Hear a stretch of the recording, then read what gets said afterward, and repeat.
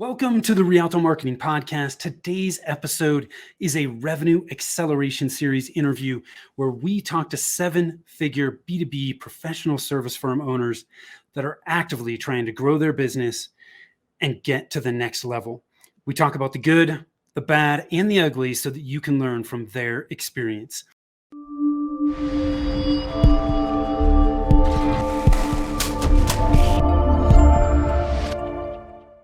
Hi, I am Tim Fitzpatrick with Rialto Marketing, where we believe you must remove your revenue roadblocks if you want to accelerate revenue growth. Thank you so much for taking the time to tune in. I am super excited to have with me Will Slappy from IT Voice. Will, thanks for taking the time to be here. Thanks, Tim. Excited to be here and chat with you today. Yeah, we're gonna dig into a lot of your learning lessons. I just love sharing our experiences so that other people can learn from those and hopefully avoid some of the pitfalls that we've made along the way and learn from some of the things that are working really well and see how they can apply that to their business. Before we jump into that, I want to ask you a few rapid fire questions, help us get to know you a little bit, and then we'll kind of jump into the meat of things. So very quickly, just tell us what you do and how long have you been doing it? Sure. Yeah. So I'm the CEO over here at IT Voice. Was originally founded way back in the day as Slappy Telephone by my father.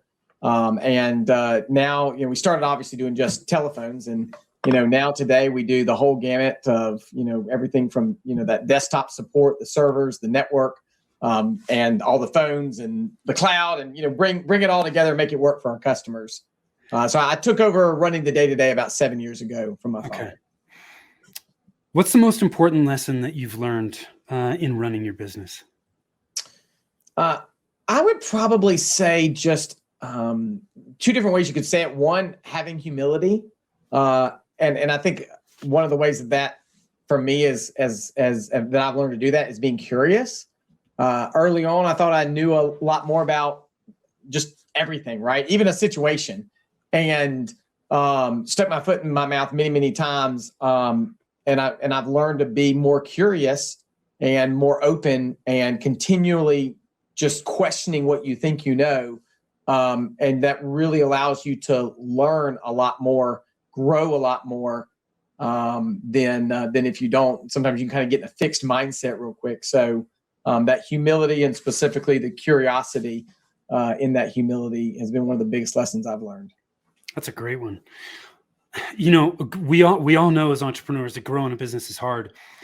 Do you have any kind of mantra or something motivational that you say to yourself or share with your team to kind of help you push through those challenging times? Yeah, we have a lot of them. I have like a 35-minute video that I did for my team and new hires that goes through a lot of mantras and stories. So I won't give you all the 35-minute version. We have 25 pledges, and probably one of my favorite ones comes straight out of the book Good to Great. Confront the brutal facts, yet never lose faith.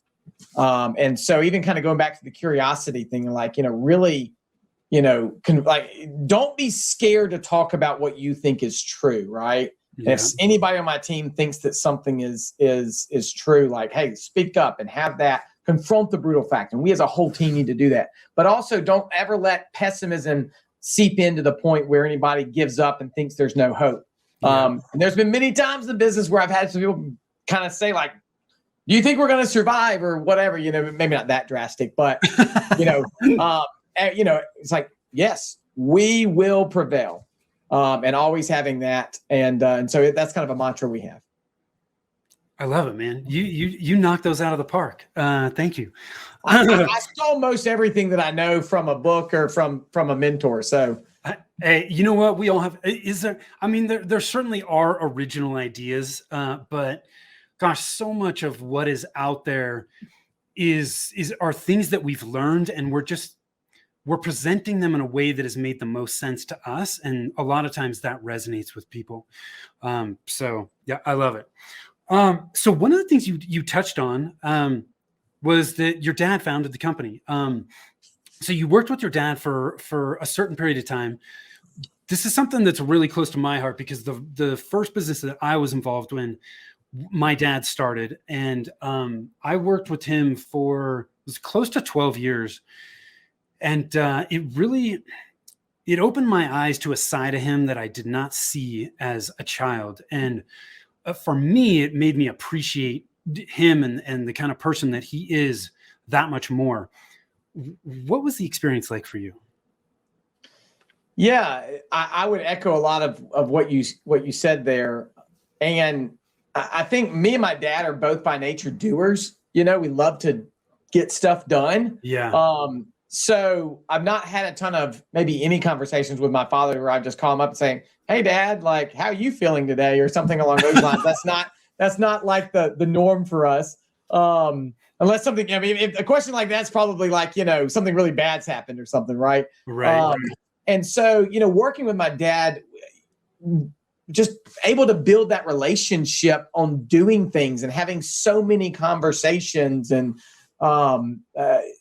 he is one of the best salespeople that you'd ever meet. Just classic, natural salesperson.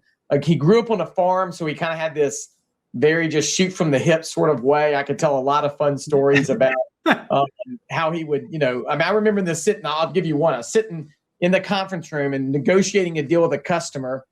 And the customer was going back and forth with these different things on the contract and all these questions, whatever. So finally, my father takes the contract from the customer, rips it in half. It's probably like 3 pages. So now you got like 6 half pages, throws it over his head and behind him and says, "Look, I'm a person of my word, and I'm going to do what I say. If you're a person of your word and do what you said, let's shake on it and make a deal." Stands up and the guy shakes his hand, and we had a new customer. So things like that you get to experience in doing that, working with your dad. That's that's a lot of fun. So we worked together for, I guess it was probably about 10 years. That was full time in the business, and he was pretty much there every day. Yeah. Our offices were across from each other. So a lot of fun, just, all sorts of, whether it be doing lunch or closing deals, strategizing that we got to do, and it was fun getting to do that with my dad and getting to know him in that way. Yeah. Yeah. That's awesome. I love that. So I want to talk a little bit about revenue acceleration and growth. In the previous conversation that we had prior to jumping onto this episode, you had talked a little bit about your outside sales team, and that you guys have acquired some companies. And I don't want to assume, but I'm thinking that those are two of the main ways that have really helped you guys grow. I want to dig into each of these. So let's talk about your sales team a little bit. First off, like, how long have you guys had an outside sales team? And just tell me more about the structure of that and how that works. Yeah. So we've had an outside sales team for 40 years, the entire history of the company. We've always had, my dad led that team for a long time while he was here. Strategically later, especially when we were planning for his exit, we brought the sales director in that now leads that team for us, and has outside people. And we also have some account managers, but those account managers will also, bring in new revenue as well. So we got kind of some hybrid roles as well in terms of, what we do. But the outside sales, the specific dedicated outside, they're focused bringing on new logos, into the company. Yeah. And one of the things I think that's really cool about that for us, that's different from some of the inbound marketing, is that when you go and find a customer, a huge chunk of the time, probably 70+% of the time, we do not have competition. Because when you find somebody who needs your product, but they don't know that they need it, and then now you bring that to their attention, most customers don't, say, "Well, hang on a second, let me go get some more quotes or get some more opinions," especially when it's cost justified. They're like, "Great, I'm going to get these benefits, got an ROI. All right, let's move forward." And you've already built that relationship and trust. So there's some cool benefits on the back end. It can be a little bit harder sometimes to find the deal, but when you find that customer and you're the only one talking to them, it makes other parts of the sales cycle much easier. Yeah. So they're very much hunters. They're getting out there. Are they, because you guys have been doing this for so long, one of the things I was going to ask, why'd you choose this path? Well, 40 years ago, like that was the path, right? Right. Primarily. Are they doing business development? Is a lot of that offline, or is some of it online? Is it a combination of both? What does that look like?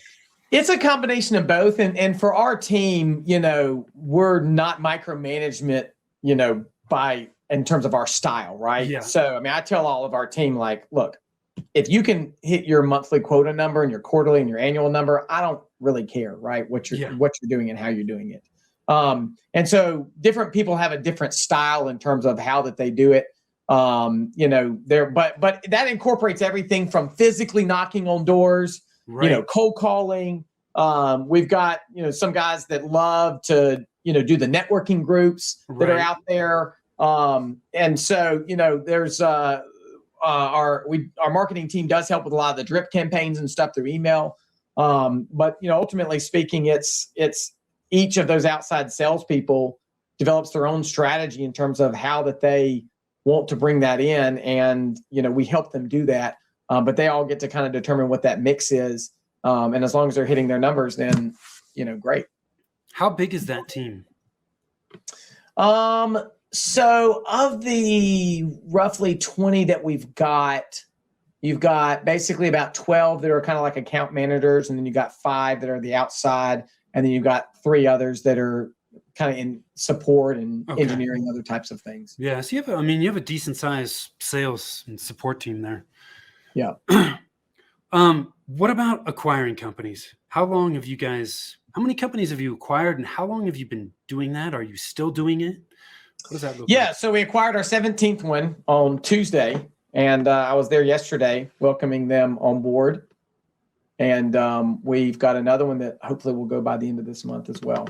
So this is something you guys are continuing to actively do.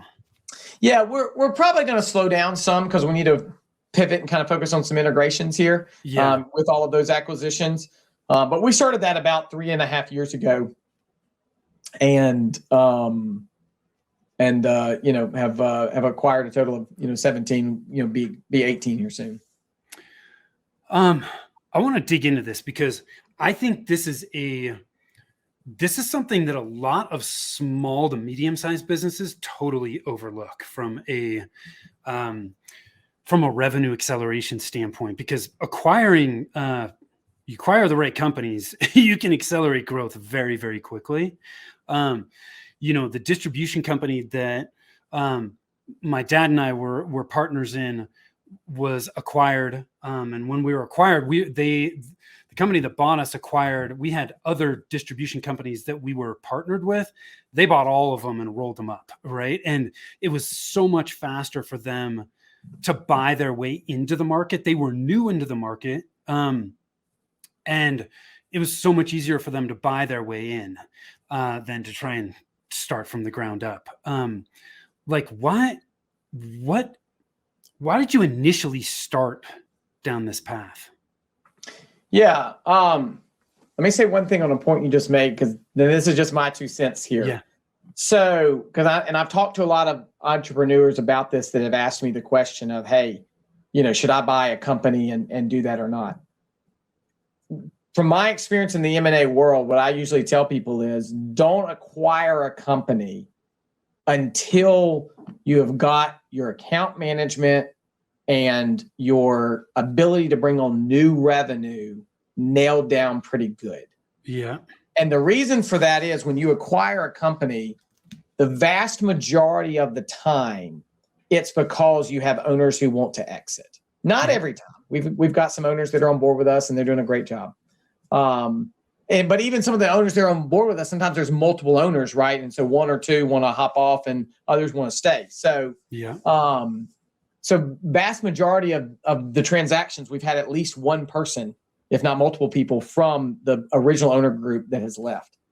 And so a lot of times with businesses, if they've never had a really strong sales team, what happens is they come in, they do a really good job, and then people tell their friends, and they stay with them because they do a really good job and they've got a really good thing that's going, and their business just kind of grows and it kind of maxes out at whatever that owner can handle. Yeah. And got a really great business going, and then they get to an age or time or whatever that they want to exit, and then they exit. And even though the business has a lot of value, there's a lot of risk associated with that because some portion of that value is attached to that owner that is leaving. Yes. And so if you don't have a good process to reestablish the value of what you're doing there, and in some times almost selling the customer again, because now there's a major change. And so some customers' immediate reaction can be, well, is this going to change? Am I going to like this? And so you literally are having to resell those customers again, even if all their services and the rest of the team and everything stays the same. This can be a little bit of a shock to the system. And so I've seen some bad stories where people did not really know how to drive sales, acquire companies, and not really be able to step into that strongly and just think that revenue is going to stay. And then if it doesn't stay, they could end up in a really bad situation. So yeah, I definitely think the way you can maximize that investment, and we can dig into this a little bit, is on that front end, right? You've got to have either a strong sales or marketing or both, right? If you've got those engines up front, you can take what's already in place on the back end, I think, and really accelerate things. How have you guys gone about finding these companies to acquire? So part of what we did in our strategy, and getting back to your other question, what caused us to kind of go down this path, is that we got to a place in the business to where I was ready to grow to the next level. It was time for my father to be able to exit to some capacity. Mm-hmm. And so we recapitalized the company. I brought in some outside investment as a part of that recapitalization. Let my father take some chips off the table. Going back to the relationship piece, gave me a little bit more freedom to take some risk with the company and not feel like that if all of a sudden I take a bad step, I put my father's retirement, in jeopardy. Yeah. And so, so we went down that path, and part of that additional investment that we got, that team has helped them. They brought some of the expertise to the table from an acquisition perspective. And so they do a lot of the heavy lifting in terms of finding them and on doing the due diligence, on those companies. And so I'm able to spend 95% of my time on operating and integrating the companies. And then I do spend some time with the new companies because most all the new companies want to meet me, who we got to be working with, those kinds of things. Yeah. But I'm not, up to here, in terms of trying to do those acquisitions. The way that we find those companies to buy is basically from two sources. One is there's these people out there called investment bankers, kind of basically like a business broker. For those maybe not familiar with those two terms, if you think of just a real estate agent, right? People that, real estate agents are obviously buying and selling homes. Well, investment bankers buy and sell businesses. And so, there's all sorts of lists, and so that we are on. And so then when, somebody says, hey, I want to sell my business, they get an investment banker. Investment bankers, circulates like a one-pager out to the list, and then we'll see any that interest us, fit our criteria. We'll sign an NDA, get the, bigger 20 to 40 page book. And then if we like it, we can go deeper and eventually, make an offer on buying it. So we get them that way. And then the other route is that we've gotten some buy side investment bankers as well. And what the buy side does is not too different than real estate agents. You've probably all gotten a letter in the mail before that says, hey, are you interested in selling your house? So they will call on businesses that fit our criteria and say, hey, have you ever thought about, selling? And then, they will happen upon somebody who is, and then they'll bring them in to the process that way. Yeah. Interesting. Yeah, that's fascinating. What are some of the hurdles that you've come up against throughout this process of acquiring other companies? The integration piece is takes a lot of work, and there's been a lot of learning and growth that we've had in doing that. The checklist that we have now, even like my initial presentation that I do in onboarding, I mean, has grown tremendously since the very first one. Yeah. I mean, our first one turned out okay, but it was rocky. And there's a lot of things that knowing what we know now, could have been, significantly, better. And there's so many little things, Tim, in that world. I mean, probably like one thing that jumps out at me is even things like terminology. Mm-hmm. And I won't go into the long story, but like something like the word service revenue. I have a definition of service revenue. Yeah. Not all of the companies we've acquired share that same definition. Right. And now you're talking to each other about service revenue, and I mean this and they mean that, and you're talking apples and oranges and not even realizing it, and now you're miscommunicating. So even things like that we've learned, like we got to be specific when we are saying things until we all get on the same page. We even have a glossary that we had to build now. We've got on like one of our central drives of like, what do these terms mean, so that when we use them, we get everybody on the same page. Yeah. And so a lot of those things, like when you're growing organically, that's like a new hire comes in and they are in a learning mode. And a lot of companies even have a training process. And so when you're growing your company organically, you don't always realize all of those things that people, one, they come in a learning mode, and you got training and things that are happening to where they get on the same page with everyone else. Yeah. And also they're only like one person. And so they're not likely to kind of drag the company, in a different direction. And everybody knows that they're new. So everybody assumes that they don't know what they're talking about anyway. Versus when all of a sudden you acquire a company, you got people who could have been at that company for 20 years, and they're not necessarily in a learning mode, and they know what they mean when they say service revenue. And so it's a different sort of challenge to be able to get everybody, on the same page. Even when everybody, I mean, we've had a great experience with all, great, well-intentioned people, but you can still have miscommunications by people and not even realizing that people are on a different page. Well, and they have this way of doing things that's ingrained, and you're now trying to move that over to the way you do things, and that takes time. I mean, gosh, even just thinking about like migrating company books over, it's not an easy thing. Yeah, going from cash-based accounting, and owners who run all sorts of things through their books that shouldn't be, and now you're building, when we have audited financials and accrual based, so I mean that can be a pretty stark change, and then people just make judgment calls on, I'm going to have this as a cost of good, or I'm going to have that as an expense, and there's legit judgment calls. Neither way is necessarily absolutely right or wrong, but sometimes it doesn't line up, and then you got to adjust all that, adjust the historical, so there's a lot of little bitty challenges along the way that you learn. Yeah. So when we first spoke, you mentioned that one of the key hires that you're working on is a chief operations officer. Are your acquisitions what's really driving that? Yeah, for sure. And there's really two things that are driving that.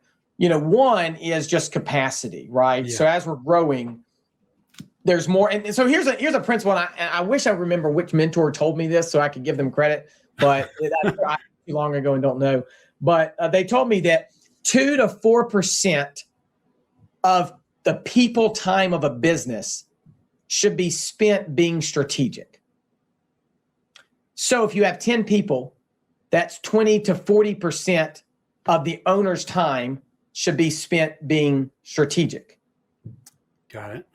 So then when you have 100 people, that means the CEO is going to probably be that's 2 to 4 people, like 2 to 4 people now being strategic, right? Right. And that usually breaks down to like the CEO being 90% strategic, and then the executive management underneath, him or her being, 50 to 70% strategic, and then the next layer of management being 10 to 30% strategic or whatever, to where it kind of adds up to 2 to 4 people. If you did on a weekly basis, you could say 80 to 160 hours a week or whatever, right? Yeah. And so as we've grown, and we'll be at 200 employees here at the end of the year with the final acquisition, the amount of, we need to have 4 to 8 people time being spent being strategic. And so, I'm being kind of tapped out, if you will, from just, I've only got so many hours, per day. So part of it's just capacity that we need other brains in the company to help think and be strategic. So capacity is one thing. And then the other thing is, for me in my career, the really cool thing about growing up in my father's business was that I got such an awesome opportunity at such a young age to be able to jump in. The one bad thing has been that I've been at this one company. I've done a few part-time jobs and stuff, along the way, but nothing of real significance. Yeah. And so I've got all of my experience inside of one company, over the years. Now I do peer groups, I go to conferences, I read books, all those, but still I've been at one place. And so part of it is also bringing in somebody who has been at larger companies and other companies that hopefully will have been around some turns and over some hills that I have not been. Sure. That can help to, bring some insight and say, hey, there might be a better way to do this, or, hey, around, when you reach this side, this is some things to anticipate, and be able to bring some stuff that both the strategy and maybe even some, some plug and play, things that, we can improve the company on. So those are the two big things that we're looking to accomplish. So 200 people, that's a lot. Tell me about it. What is trying to remember all of their names and what city they're in. What? So you're, and so the COO, are you in the middle of that process? Have you even started it yet? We have made a decision and we'll announce that in January. Okay. So you've found the person. And how many other executive level people do you have out of those 200? You just hired a COO. You've got yourself. So there are 6 others. So there's 8 of us total that make up the executive team. Got it. And what types of roles are those people in? Yeah. So, we've got our CFO that's obviously over, the financing and accounting. You got the COO. And then, you got our director of sales. You've got our director of vendor management, which is especially with the growth, and you've got every acquisition that brings in their all of their vendors and everything. So it's like a lot of what that team does is consolidating all those together. Okay. You've got our director of technology. Being a technology company, Jake is the guy that's over all of the technology over the engineering teams, our sales engineering teams. Then we got our HR director. Got it. And then we've got our director of service, which is over, that daily service delivery to our customers and project team. Got it. And so those are the different functional areas, of the company. Got it. That makes sense. So let's talk about marketing. You guys are doing a lot of stuff on the sales side, acquisitions, really helping you grow. What are your thoughts on marketing? I mean, are you guys doing a ton of it? Where have you struggled with it? What are your thoughts? Yeah. So and when you had initially asked me to hop on the show, I was like, well, look, Tim, like marketing is probably one of our weaker areas. So I don't know that you want me to come on your show, and you said come on anyway. So here I am. We have spent a ton of money over the years. I don't know, somewhere like the $200,000 to $400,000 worth of money, on marketing. Trying inbound marketing and Google ads and, pay-per-clicks and retargeting and, all of the different, things that you can do there, from like a digital perspective, and not had a whole lot of success with it. And so, you kind of, touch the stove a few times and you kind of get burned. Yeah. On the flip side, so, there's, I have, some of my peers in the industry that like swear by it, and they get all of their new business from marketing, and that's how they do it. So I certainly believe that, hey, it can work. It obviously does work. There's a lot of businesses that are growing by it. We have not, cracked the code on how to make that work for us. And strategically, as we've gone through, we are consistently growing our recurring revenue. We're growing our recurring revenue, about 10% per year organically. Yeah. And so, we've had good success through the current means in terms of how that we're doing it. Also with all the acquisitions and our voice, our name kind of says it, IT voice. Those are the two main things that we do. And there's underneath that, there's cloud and there's internet and that kind of, are supportive and a part of all that as well. But most of the companies we're acquiring, are doing one or the other. And we have this huge opportunity for cross-selling in our company. So that's a huge focus for us in terms of the growth. We've got the whole cybersecurity division that's, massive opportunity for us with our existing customer base. Yeah. So a lot of what we're focusing on is continuing to do what we're doing on the outside sales side. And then a lot of that's going to be focusing in on how do we cross-sell to our existing, customer base. We do have a marketing manager. We do all the email drip campaigns. And a lot of that is focused more on the existing customer base than it is. And all of the outside salespeople are putting in all their prospects and stuff. And so anybody that they don't, actually get much traction on, then now they're in some of our various long-term marketing plans. So we are doing some of those pieces, but it's not driving a massive amount, of revenue for us. At least that we can identify, because sometimes, you land a customer and you're like, anything in marketing, whether it's 7 or 13 touches, there's all sorts of different philosophies on that or whatever. But the point's still the same. You got to touch a prospect a lot of times. And so sometimes it's hard to say because we are doing a lot of different things. I'm really active on LinkedIn and keeping yourself in front of them. And then all of a sudden one of our salespeople happens to knock on their door virtually or physically or whatever, and marketing ultimately did help make that happen. So we do believe in it and are doing it, but a lot of these specific conversions are happening, right now through our sales team. The one thing I would probably say, I think this was kind of part of your question. So I'll tell you a really quick, interesting story. And since you brought my father up, we'll go there. So when I was a kid, we took a trip to Italy. And we couldn't read a lot of the road signs or do a lot of different things. And my father turns down a one-way street to get to where we needed to go. And of course, all of us scream and like, Dad, what are you doing? And he looks at us and says, I built my entire career going the wrong way down one-way streets. Now later, hearing him talk about that, he's not wrong.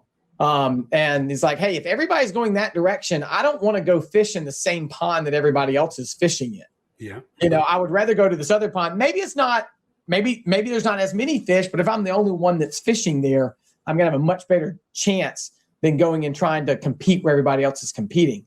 And so, there's a lot of that's one thing I probably would say to the listeners out there. There's a lot of different ways to grow. Of course. And, if every, and this happens all of the time in investing and other things where all of a sudden people see this mob that went that direction. They're like, oh, I want to go join it too. But then by the time they buy Bitcoin, it's already peaked, and then it's only on the way down, And so, the using Bitcoin, the ones who really did well were the ones who bought it when it wasn't so cool and it was the new thing, right? Yeah. And so for us, getting back to the question, there's not a lot of people physically knocking on doors. Right? I mean, if you go knock on a business door right now, you might be the only one that solicits them this year. Yeah, you're zigging while others are zagging, right? Yeah. And so for us, we found that it works and using those old school tactics. And we're layering in, and I talk to our team all the time about, coupling the online and the offline together. That can be really powerful. So of course we're doing the emails and, we use HubSpot and we're doing the sequences and we got the drip campaigns and all those things. But there's a fundamental focus of ours that is wanting to have that offline component, and in this world of AI and virtual and automation, and there's some power in just a real human being. And when you have a real human being that shows up at your office, I follow a guy on LinkedIn and he posted, Darren McKee, he posted this post the other day where one of the things he does is he'll go to his prospects building and take a selfie of himself, like pointing to their logo. Yeah. And, send them like a message or email or whatever. And that's one of the ways like he gets his foot in the door because they're like, oh my gosh, like sometimes he'll get a message back real quick. Hey, I'm here, come inside. That's just a whole different approach from that 100th email that says, hey, I've got the perfect solution that's going to have a 5,000% ROI for you. Can I schedule 15 minutes of your time? Right. That, a picture standing from their building, really stands out differently. Yeah, I love it. Will, this has been awesome, man. You've shared all kinds of cool stuff that I know people will be able to take some nuggets from this episode. I want to ask you one more question before we wrap things up. And it's this: knowing what you know now, is there anything that you do differently? I ask myself this question from time to time, and people ask me this question, and it's a really hard question to answer, because when I look at everything I know now, it's because of all the stupid decisions that I made and all the mistakes that I made. So I'm like, it'd be great to take everything that I know now and somehow, put that into like a USB drive or something like that and plug it in the brain of my, self from, 10, 20 years ago.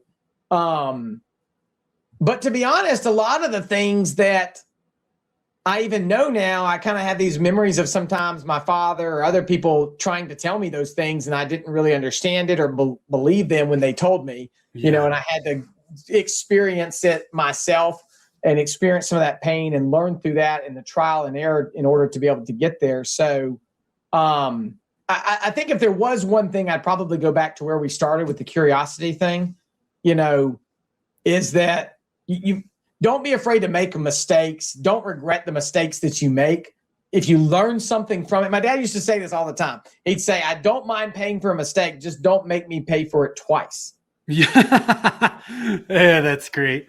So learn from them. So if you're making mistakes and you're learning from it and you're getting better, then that's money well spent. That's time well spent. That's mistake well spent. Yeah. And I think the one thing, going back to the curiosity and the humility piece, I think that is a key piece that if I'd maybe learned that a little bit sooner, that sometimes I had to go through multiple mistakes of the same kind to ultimately learn the lesson. And humility and curiosity maybe could have allowed me to have learned those a little bit sooner and maybe not had quite as much pain and maybe be a little bit farther down the path that I am. Yeah. So that might be going back to that one point, that might be what I'd say. Will, where can people learn more about you? So if you want to follow me on LinkedIn, you can connect with me directly there. And I'm sure that's linkedin.com /Will Slappy, scrolling across the bottom of the screen. And then, of course, connect with our company, IT Voice, which is itvoice.com. And would love to have any connections there. Awesome. Please go out, connect with Will. He's shared a ton of value here. You don't stay in business for 40 years if you're not doing a lot of things right. So I love it. And one of the things that I really love about how you guys have grown is it is different than what a lot of people that we talk to. There aren't, people do go out and acquire, but not a lot. So it's not something that they're commonly thinking about. And with your outside sales team, I just think, I think there's a lot people will learn from it. So thank you for taking the time. If anybody's doing acquisitions out there and they, I'll give them 10 minutes to give them the highlights of, and I can share some of the stuff's proprietary, but there's some generic stuff that I can share for people and some people shared some stuff with me to begin with that got us started on the right track. So, ping me on LinkedIn and would be happy to help somebody get started if they want to do that. That's awesome. Will, thank you for taking the time, man. I really appreciate it. I've taken copious notes here. For those of you that are watching, listening, thank you for doing so. Again, I am Tim Fitzpatrick with Rialto Marketing. If you want to connect with us, you can do it over at rialtomarketing.com. The other tool that I've got for you is over at revenueroadblockscorecard.com. So we talked a little bit about revenue acceleration. If you want to accelerate revenue, you have to remove your revenue roadblocks. And one of the things we do is help people remove the 9 common revenue roadblocks that we see from a marketing and a little bit of a sales standpoint. If you want to get some visibility and discover which roadblocks are slowing down your growth, head on over to revenueroadblockscorecard.com and you'll be able to find that out in less than 5 minutes. So thank you guys so much. Till next time, take care.